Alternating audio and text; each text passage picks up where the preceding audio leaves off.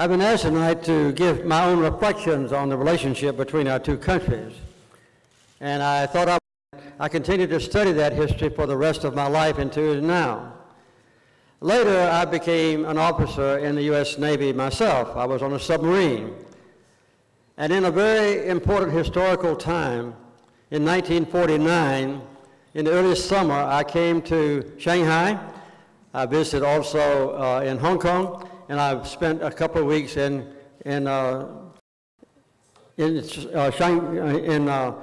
what used to be Tsingtao, but now it's Qingdao. I always call it Tsingtao. So we just came from Qingdao. And at that time, as you know, the forces of Mao Zedong were prepared to take over these port cities. And I think my ship was the last one here before that occurred. A few months later, the People's Republic of China was born on the first day of October 1949. And that was also my birthday. So I'm...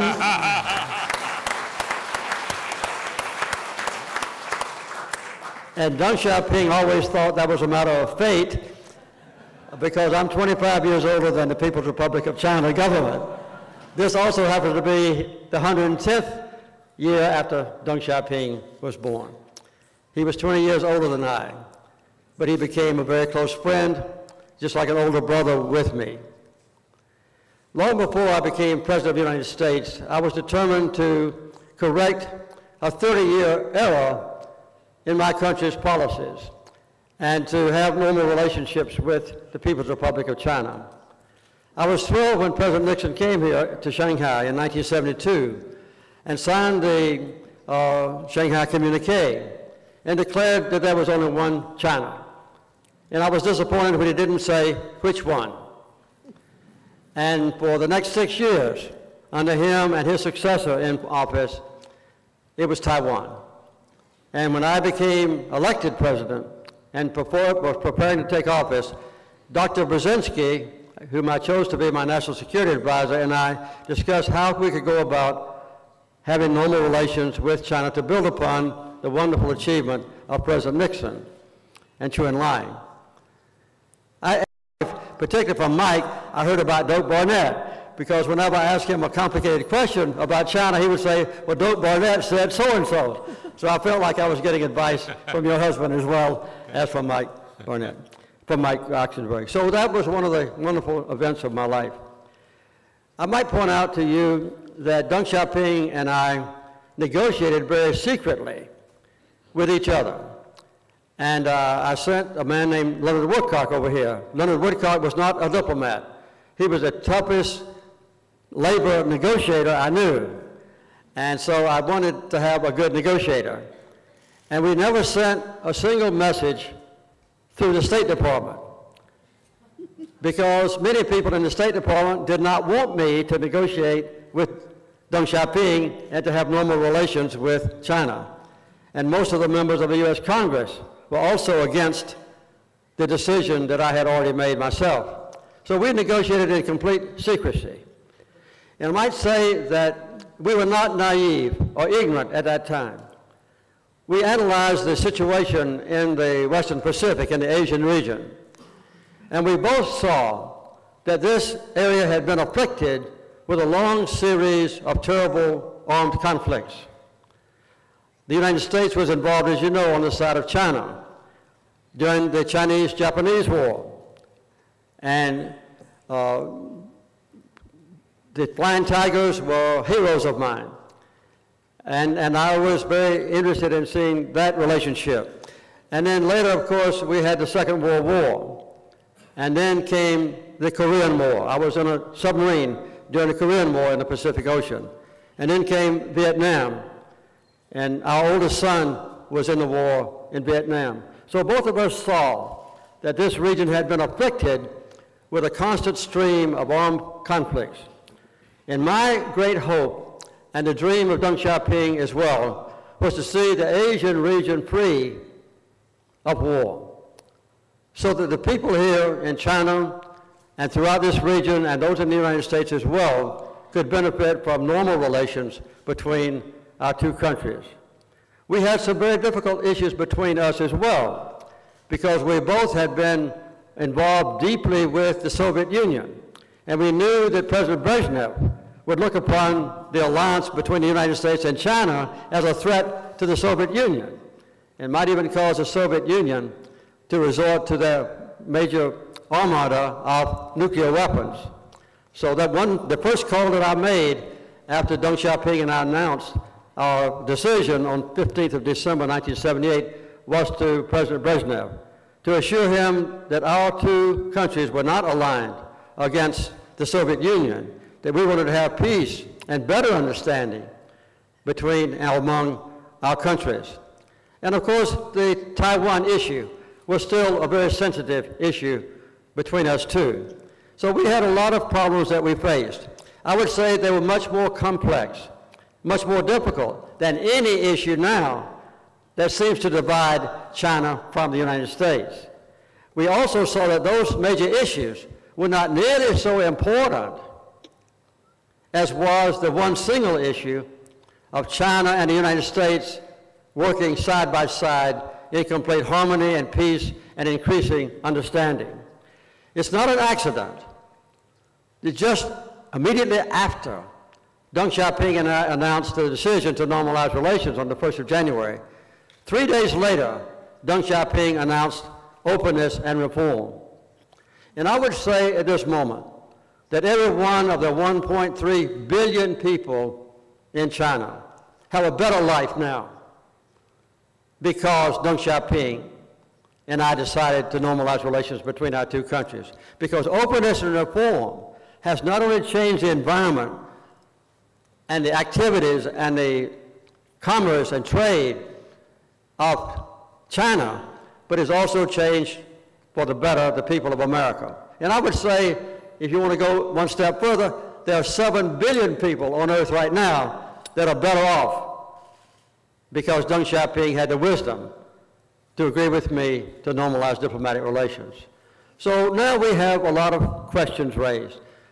Just today, I've had sessions with students, young scholars, some Americans in universities here, and some Chinese who are studying American policy as well.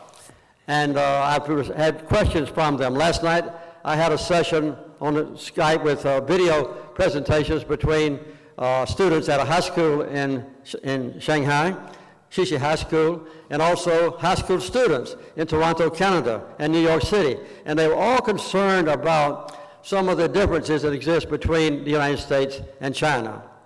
Well, we will always have differences. We have a difference in history. China with its ancient history, 6,000 years or so. The United States just a few hundred years. We have a different form of government. We have a different culture. We have different neighbors. We have a different interest.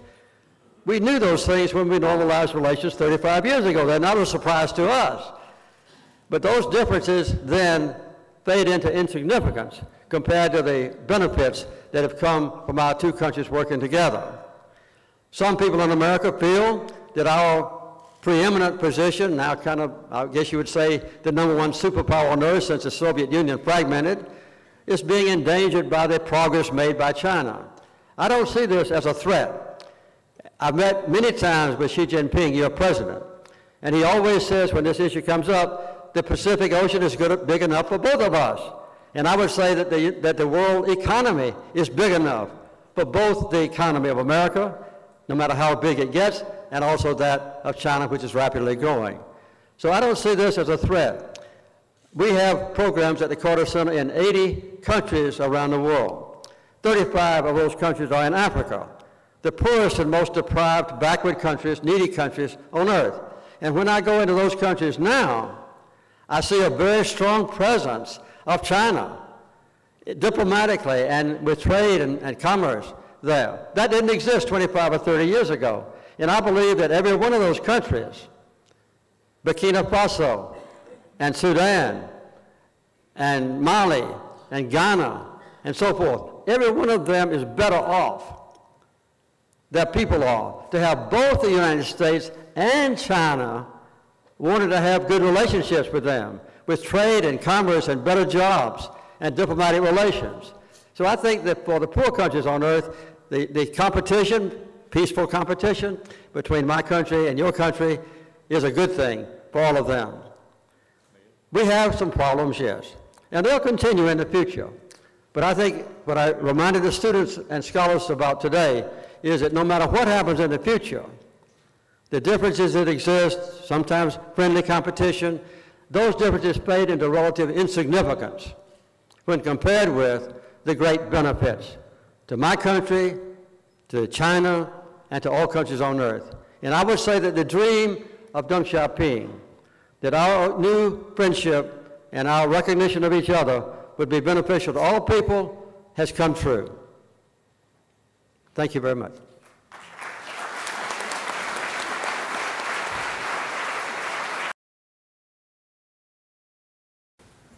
Ladies and gentlemen, it's my great honor to chair the question and the answers.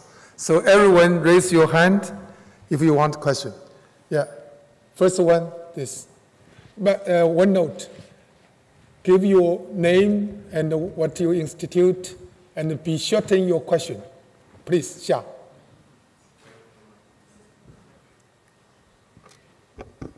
Thank you, Chairman. I'm Professor Xia Liping from Tongji University. I enjoy the two keynote speeches very much, and also very appreciate President Carter's great contribution to the establishment of China-U.S. diplomatic relations. I have a question for President Carter. During recent years, China and the United States share more common interests in both economic fields and security fields. Now, however, both countries still lack of enough strategic trust. Now, Obama administration pursues a rebalancing strategy in the Asia-Pacific region. In your opinion, what is the major purpose of rebalancing strategy? And because now China, I think now in China some people are concerned about. And also, in your opinion, how to improve the strategic trust between China and the United States? Thank you. Thank you. Mr. President, Professor Wang, would you repeat the question so I can? Yeah, he said there is some strategic interest between two countries. How to improve and reduce this strategic distrust? Yes. Reduce the risk strategically for the bilateral relations. Well, and how do you think about the President Obama's rebalance policy in the? I've had a lot of questions about President Obama's claiming that he's rebalancing the situation in the Western Pacific or Asia. And I pointed out to many people that this is not true. The United States has, all my life and for several generations back, the United States has had a major role to play in this part of the world. Yeah. As I pointed out in my comments, we were fighting side by side with the Chinese against the Japanese many years ago when I was a small boy, and earlier than that, American ships were here in the early 1800s, hoping to open up China even more to the outside world. And if you look at the geography of this region, the United States has very close ties of friendship and cooperation, sometimes military alliances, with Australia, with New Zealand, with Singapore, with Japan, with South Korea, with the Philippines, and now even increasing with Vietnam. So we're not here for the first time. And I don't think that President Obama ever meant that he was going to try to usurp or to take over the dominant role in this region, which I think really belongs to China, as long as China has friendly relationships with those same countries. There are some new nations that have just come into being, new governments. One is Myanmar, formerly Burma. I've been to Myanmar several times. The Carter Center has an office full-time in Rangoon, which now is called Yangon. And so we see there that there's going to be some competition of a friendly nature between China and the United States in Myanmar. But I think that people in Myanmar are going to be better off in the long term having the United States and China both interested in their country, particularly if China and the United States can work side by side as friends and not in a feeling of animosity or ugly competition. So I think, as I pointed out, President Xi Jinping several times has told me that the Pacific is very large, is large enough for both the United States and China, and I don't feel a threat at all to our future friendship.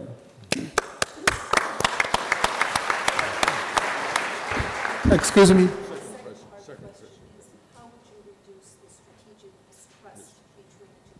Well, the strategic mistrust exists between a lot of countries. We have, very strong military. I don't think any nation can challenge the United States in the strength of our military. But the best way to resolve that is the same way that Deng Xiaoping and I resolved the 30 years of animosity between our two countries, by discussing with each other, searching for common ground, and understanding the integrity and differences that will always exist between us, and respecting each other. I think that's the most important single word to use as we relate to China and as China relates to the United States, is mutual respect. I don't think there's any doubt that in the future, China will be #1 economically. And of course, China will be just as strong militarily as you choose to be. And that is not a matter of a threat to the United States. Another thing is that we have come to realize that it's not just China that's becoming stronger and stronger in the world, but also other countries. I would say India, Russia, South Africa, Brazil, and I could name many others, have now begun to increase their influence in the world. And the United States of America is going to have to accommodate this in a peaceful way. So I think mutual respect, understanding, communication, diplomatic relationships, private conversations that will take place in November when President Obama comes again to China for the APEC conference. I think he and President Xi Jinping are very likely to have very quiet, very mutually understandable conversations, just like they did in in the United States this past year. Thank you. Next question, please. President Carter. With Your name and yes, I'm sorry. Stephen Harder with the international law firm of Clifford Chance. Yes. And one of the sponsors proudly today. Thank you. President Carter, when you were president, I'm sure you had many dealings with the New York Times. The New York Times for the last year or so has been very difficult to read for Chinese. I wondered, if you're speaking to Chinese leaders, would you tell them that a great country like China should be afraid or worried if their citizens read the New York Times? Well, the last thing I want to do is to try to speak for the U.S. Congress. I don't think anybody can understand really what's going on in the U.S. Congress at this moment. But you have to realize that the American president is the one that sets foreign policy, basically. That's one privilege that the United States Constitution provides. And when I decided to normalize diplomatic relations with China, I didn't have the support of the Congress. But the President of the United States has a unilateral right to recognize whatever government we want as the official government of a nation. And I recognize that the United States recognize them. It's hard for us up Yeah, here we can't hear. what you're saying. There's a little, I will. There's a little bit of, but I just want you to know there's a little bit of fuzziness. Jane, you should press your phone on. Well, he wants you to know if you could tell Chinese leaders that they shouldn't be afraid of Chinese to read their yes. It would be good if your question would come right in front, because it just resonates in the back, and if it's not your voice, it's just hard to hear up here. That's one disparity that I pointed out to many leaders on this trip, including the Vice President of China.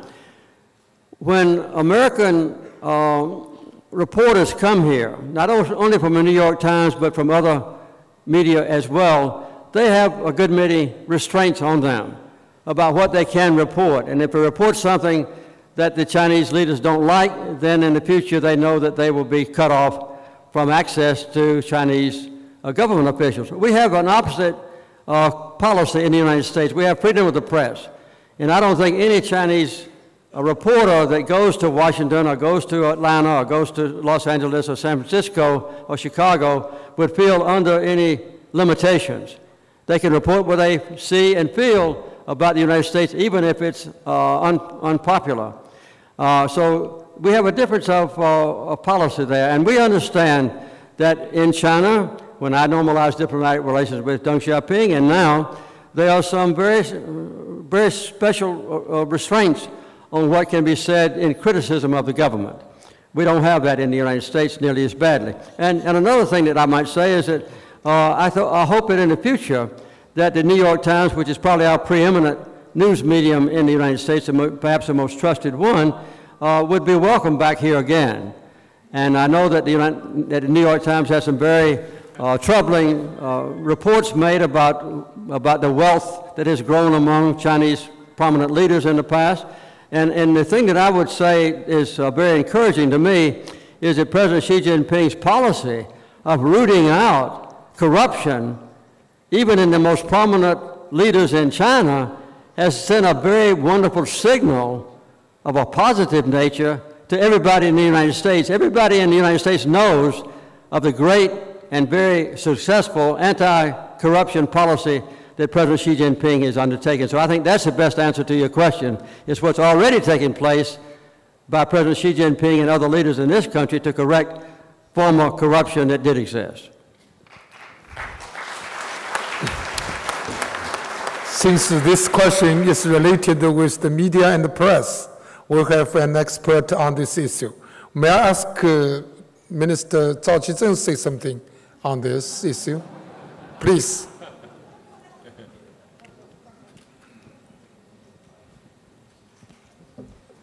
黄仁伟先生，你把难题移交给我。Yes. 中国的确是对一些美国的报纸或记者有某些限制，这是事实。但这个原因呢，美国人可能不太容易理解。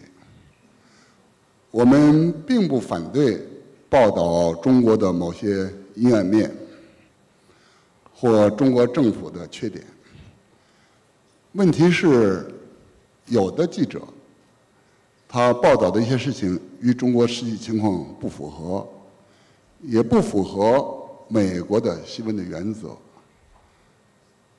有的时候呢，的确是挑拨了中国的民族关系。这一点呢，中国是很忌讳的。在美国，也不允许对一些民族之间的问题做一种过度的评价和歪曲。那么中国也是同样的。也许我们不是对整个的美国的媒体，而是对美国的某些报纸的某些时候的报道我们不满意。《纽约时报》是世界上最古老的也最有权威的报纸。苏兹伯格先生也和我专门为了这个问题见过面。我对他说没有问题，中国会进一步开放的，但是我希望呢，美国记者在中国要从事记者应该从事的那些活动，避免一些秘密的工作，如此而已。请放心，中国新闻自由也是会越来越自由的。好，谢谢。Thank you. So we have the last line. 最后一排的那个举手的，哎。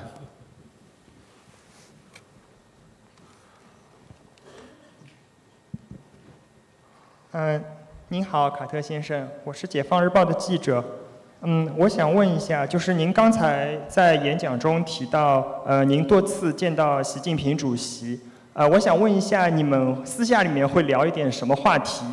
还有就是11月份习奥会将举行，那么您如果是奥巴马总统，您还想对习主席说些什么？谢谢。Thank you. Well, when President Xi Jinping and I talked to each other, as I've talked to almost all of the Chinese leaders since Deng Xiaoping, we discussed matters that caused me concern about the friendship and understanding between our two countries. The Carter Center now is a life of me and my wife. And I would say that the number one foreign policy question in this region of the world, for me, for the rest of my life, will be to build upon and protect the relationship between China and the United States and keep it on a positive path. And we'd like to make sure if Xi Jinping has questions to ask me about American policy, what do I think, I give him my honest opinion. One thing that I've discussed with him, by the way, several times, has been the possibility of the United States and China being the leading countries in addressing the basic problem of climate change or global warming.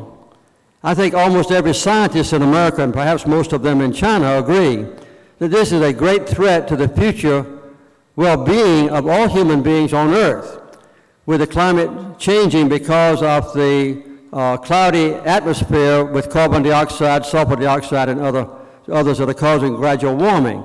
And the seas are rising and so forth. And for the last, I'd say 15 years, there has not been any leader in trying to bring about a correction to this problem.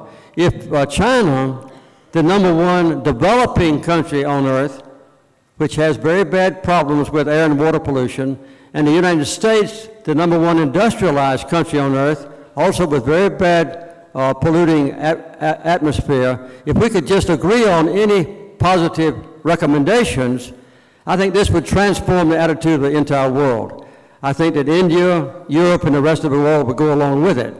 And I might point out that a key date for all of us to remember is March of next year, which is just a few months from now. At that moment, every country in the world will be requested by the United Nations to give our individual plans on how we expect to address the issue of global warming or climate change.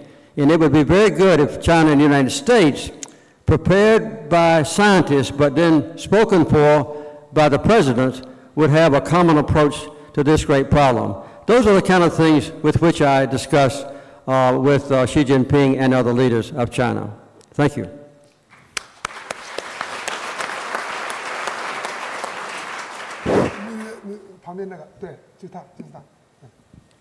Yes, thank you, President Carter. My name is Gerard Willis. I work with Honeywell. I'm the general counsel here in China. I've had a 25-year career in China, and I suppose I have to thank you for that. When you campaigned for president, one of your campaign themes was a drawdown of American forces in South Korea. Yes. And you struggled with the Korea question as President, General Singlaub, and all of that. I wonder how you feel now, both about American presence there and what possible solutions may be available, particularly in cooperation with China, to that very tense. Okay. Well, as some of you may know, in 1994, when Kim Il-sung was still the revered leader of North Korea, I might almost say worshipped leader of North Korea, the United States was preparing to condemn the government of North Korea and personally to condemn Kim Il-sung as a criminal. And I had some friends from China come to my home in Plains, Georgia, and they told me that this would be an insult that North Korea could not accept. And that if Kim Il-sung was branded as a criminal by the United Nations, supported by the United States, that North Korea would attack South Korea. So because of that, I decided to go to North Korea. And my wife and I spent many hours negotiating with Kim Il-sung. And we reached out a complete agreement, which was finally put into effect in official tone by President Clinton and his subordinates, a meeting in Geneva. And that solved the problem of nuclearization by North Korea. Kim Il-sung agreed to do away with his nuclear forces. Unfortunately, after George W. Bush became president of the United States, he threw that agreement in the wastebasket. He declared that North Korea was an evil power, and therefore he would not abide by that agreement. Since then, North Korea has begun to develop nuclear capabilities. My own hope is that we could reopen the six power talks between, as you know, the United States and South Korea and China and Russia and so forth, and Japan and North Korea. The last one was held in China many years ago. And I have urged President Obama to open up new ways to communicate with the people with the officials in North Korea. What the North Koreans tell me they want is just a guarantee that the United States will not attack North Korea. And of course, they want to see the 62 years of economic sanctions lifted as well. Ever since the Korean War was over, the United States has done everything it could to destroy the economy of North Korea. And we've been successful in helping do that. I'm not criticizing the United States, I'm not defending North Korea, but they're both sides to the issue. I've been to North Korea two times since then, and met with the North Koreans. So I would just like to see some means open up so the United States and North Korea could communicate with each other and seek a common ground as China and I did 35 years ago. Thank you. Next question. Hello, Mr. Carter. I'm a sophomore student majoring in international affairs, and I would like to ask a question. As has been mentioned before, China has now become the country sending the biggest number of students to America for studying abroad, and in exchange, we have a lot of American students coming to China every year. So do you think that this rising tendency would have a significant impact on Sino-American relations, and how? Thank you. Yeah. Well, one of the issues that faced me and Deng Xiaoping when we normalized relations was, how do we open up our society to the other side? And a few weeks after the 1st of January, when Deng Xiaoping came back to Beijing, I sent my national science advisor, Dr. Frank Press, to conclude an agreement on science and technology sharing, to share everything we knew about science and technology that was feasible. And I got a call from Dr. Frank Press in the middle of the night. He said he was with Deng Xiaoping. And I said, well, why do you wake me up at 3 o'clock in the morning? He said, this is very important to Deng Xiaoping. And I said, what is the question? And he said, can we send 5,000 Chinese students to America? And I was quite angry. And I said, tell him to send 100,000. And I slammed the phone back down.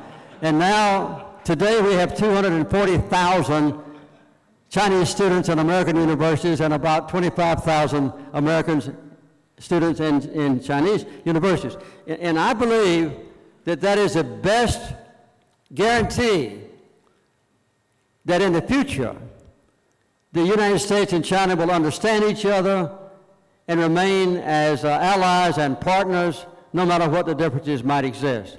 Because when we learn about each other and teach future leaders of China and future leaders of America to understand the other country, that's the best guarantee we can have. It adds on to the diplomatic relations between our ambassadors and visits by presidents. It adds on to the tremendous trade and commerce back and forth by American business leaders and Chinese business leaders. But that's the most important, is to bring young people into the process and let them prepare to be leaders in political terms in the years to come.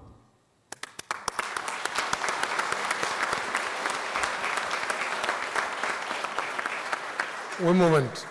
If you have any question to Mayor Xu or Chairman Xu, please raise your hand. No. Okay. Dr. Liu, yes. President Carter, yeah. I'm glad you mentioned global warming as an answer to somebody's question. I just want to add one word. Urgency of the global warming. Yes.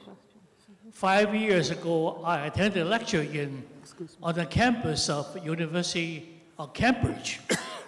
Martin Rees, who was a former president of the British Society, equal to all National Academy of Science. He wrote a booklet. The title of the book was Our Final Century. If we are not going to do things to rescue the world, this century will be our last century. So I just want to add one urgency to your reply. Fine. And then USA as the first economy, China is the second largest economy. How could the two countries work together to save our world, the final century? What will be your comment? Well, I think you've expressed the question and the issue much better than I did earlier. My own belief is that within the next 50 years, maybe earlier, this is the most serious problem that the world has to face. My wife and I have been in more than 145 countries in the world. And we've already seen the devastating effect of warming, changing climate, the increased number of and severity of hurricanes, the rising sea level, the melting of glaciers. These kinds of things are making dramatic changes in the world. Alaska, as you know, is part of the United States now. And when my wife and I arrived in Fairbanks, Alaska on my last trip, the headlines were, polar bears will be extinct in 25 years. The villages around the coast of Alaska are now being abandoned by Eskimos and Indians, the poorest people in Alaska. They're having to leave their homes because they don't have a barrier of ice now, and the sea level is rising, and the waves now wash over the area that used to be where their homes are located. Bolivia, where the Carter Center has many programs, will probably be the first major country to suffer from global warming because the glaciers are melting on the high mountains in Bolivia, and that's a source of their water that they use for drinking and for cooking. And so we see very devastating effects of hurricanes now, as we saw in Philippines recently, and perhaps even worse in Bangladesh. The low-lying areas of these countries are now subject to flooding from the oceans that are rising every day. Norfolk, Virginia is where my wife and I spent our first few years of married life. And now the ocean is coming up through the sewer pipes in Norfolk, Virginia. And the areas on the coast of Norfolk, Virginia now have almost zero value for homes looking forward to the next 25 or 30 years. So these are just early indications of a very serious problem. And I hope everyone in China, particularly those of you who have any influence, will look upon this as a major challenge and let it be another means by which the United States and China can cooperate with each other and lead the rest of the world in meeting this challenge successfully. Thank you for your comments. Okay.